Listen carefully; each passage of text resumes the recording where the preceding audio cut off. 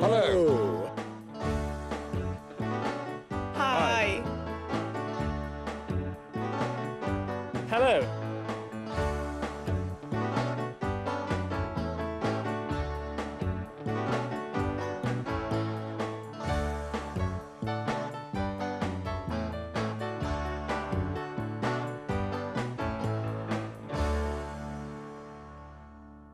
Hello.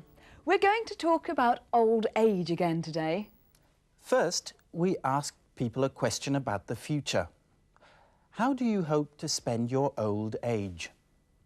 We found that quite a lot of people want to go abroad when they're old. I hope to spend my old age in France, drinking good wine and eating good food in the sunshine. When I'm old, I hope to be living in the sun, enjoying a lot of free time and spending all the money I've earned. I would like to retire to a Caribbean country with a beach and sun.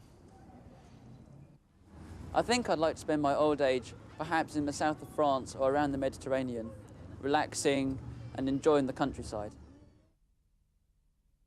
I want to spend my old age in the Bahamas. Well, I think that sounds very nice too. For many people, the most important things are being fit and active. Mantenerse en forma y activos. Healthy, con buena salud, and having their family, their children and grandchildren, around them. I'd like to spend my old age in a big old house in Scotland with a few old friends, a couple of dogs and some chickens in the garden. Well, I want to be healthy and fit and looked after and go on doing everything I want. I have done all my life for as long as I can. I'd still like to be active in my old age, do things like walking in the countryside. I want to spend my old age quietly at home, relaxing with my family. I hope to spend my old age with my family and hopefully my grandchildren. I don't want to spend my old age alone. I don't want to spend my old age alone. Yes, that's a real worry, isn't it? Now, what about people who are already retired? What do they think about being old? We're very old, you know. It's what my American brother-in-law calls his waning years. I quite enjoy it, actually. When we need to travel, we go. When we like, where we like. Yes, I find that I am far busier I suppose I'm old, I don't know, I'm 71. I find I'm far busier now than I've ever been before, and I thoroughly enjoy every minute of it. I'm doing the things that I want to do. Well, they're thoroughly enjoying their lives. Disfrutan muchísimo de la vida. But of course, everything isn't rosy and wonderful all the time for old people. No. We're going to show you a short extract from a television program that looks at the concerns of old people. Notice these expressions. Income support, ayuda económica. The National Health Service, la Seguridad Social. And social services, prestaciones sociales. You'll also hear the expression fit the bill. It means ajustarse al modelo. The one thing all pensioners have in common is more leisure time than the rest of us. With the population getting older, experts say the political parties should be trying to make retirement more enjoyable. So apart from better pensions, what do old people want? Better transport, better adult education, better leisure centres which are less like palaces to the young and are more user-friendly for older people. That's just 3 things. The stereotype suggests if you're old, you're more likely to be poor and in ill health. While many don't fit the bill, healthcare and pensions do worry the elderly. I'm on income support, and I think a little bit more extra money would help. Taking care of the National Health Service, including hospitals, and also the elderly. That must be the first priority. And I think social services, because I had a husband for a long while that was ill, physically and mentally, and I had literally no help. All these services, the National Health Service, the social services, income support, pensions and so on, they're all part of the welfare state, el estado de bienestar. And that's the main topic in today's news programme. See if you can hear the answers to these questions. First, how does the reporter define the welfare state? And second, why should every working person in the country pay money to the government?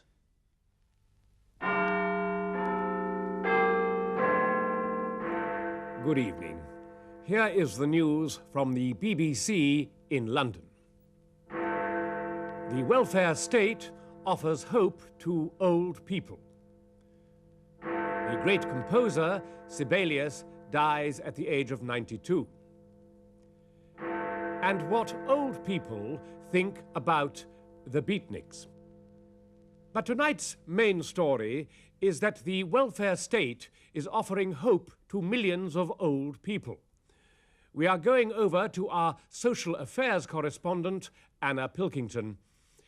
Anna, what exactly is the welfare state? Well, Trevor, it's basically a national insurance scheme. Every working person in the country pays money to the government so as to make sure that the less well-off are looked after. So what does this mean for old people? Well, Trevor, it means that everyone in the country gets free medical care and that all retired people will receive a state pension. How old do you have to be in order to receive this state pension? 60 for women and 65 for men. So you haven't got long to wait. Thank you, Anna. And now for the rest of the news. The great composer, Sibelius, died today at the age of 92. He was still writing music in his old age.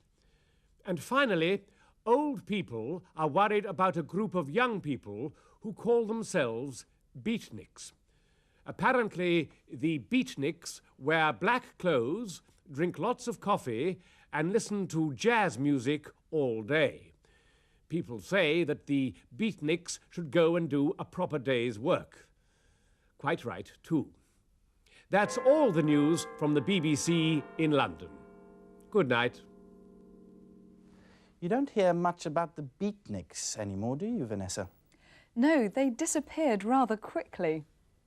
But the welfare state is still here. What exactly is the welfare state? Well, Trevor, it's basically a national insurance scheme. Un plan nacional de seguros. And why should people pay money to the government? Every working person in the country pays money to the government so as to make sure that the less well-off are looked after. So as to make sure that the less well-off are looked after. Para asegurar la atención a los más pobres.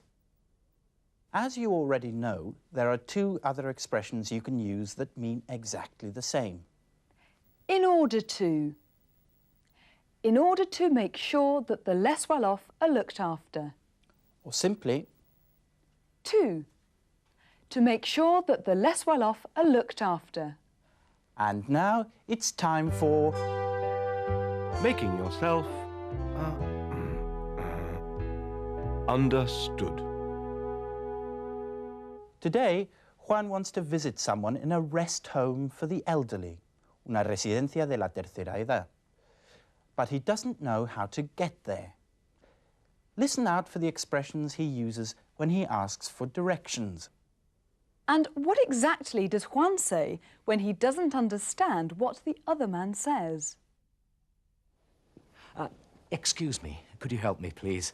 I want to go to the Clarendon Rest Home. The Clarendon Rest Home? Is it near here? I hope so. It's a home for the elderly. It's in Exeter Road in Wimbledon. I have a friend whose mother is in there. I have to visit her to give her a present. Please, could you give me directions? It's very difficult. Why? In order to get to Wimbledon, you'll have to take an underground train. The station isn't far from here, though. I hope not. Could you tell me the way to the underground station, please?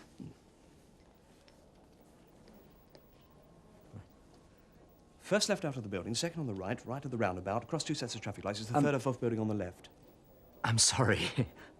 I didn't quite catch all of that. Could you say it again, please? First left out of the building, second on the right, right of the roundabout, across two sets of No, traffic lights. I'm It's the third awfully sorry. But could you say it a bit more slowly, please, so that I can write it down? I hope that this won't take too long. No, no. One more time.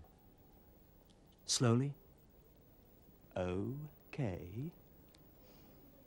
First left out of the building, second on the right, right of the roundabout, across two sets of traffic lights. It's the third or fourth building on the left.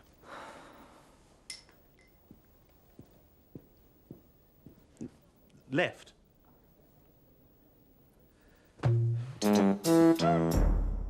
Oh dear. Juan isn't having any luck, is he? No, it's funny, isn't it? The other man was trying to be helpful, but didn't know how to be helpful. Anyway, how did Juan ask for directions? He actually asked 3 different questions. The key words in all of them are could and please. Excuse me, could you help me, please? I want to go to the Clarendon Rest Home. Excuse me, could you help me, please? Please, could you give me directions?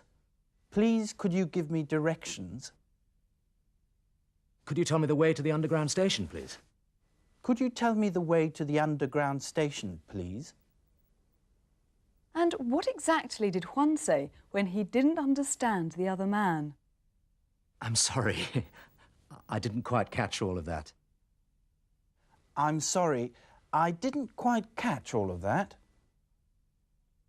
Could you say it again, please? Could you say it again, please? Yes, could and please are the key words to make you sound more polite. So, what do you think is the polite way to say this? Say it more slowly. Listen to Juan. I'm awfully sorry. But could you say it a bit more slowly, please? I am awfully sorry, but could you say it a bit more slowly, please? That really is very polite. First, apologise. I am awfully sorry. And then use could and please in the question. That's obviously a very important communication strategy. Be polite. Let's practice it. Make these words into polite questions using could and please. Say it a bit more slowly. Could you say it a bit more slowly, please? Repeat that. Could you repeat that, please? Tell them it's the end of the programme. Could you tell them it's the end of the programme, please? Certainly. It's the end of the programme. Goodbye. Bye.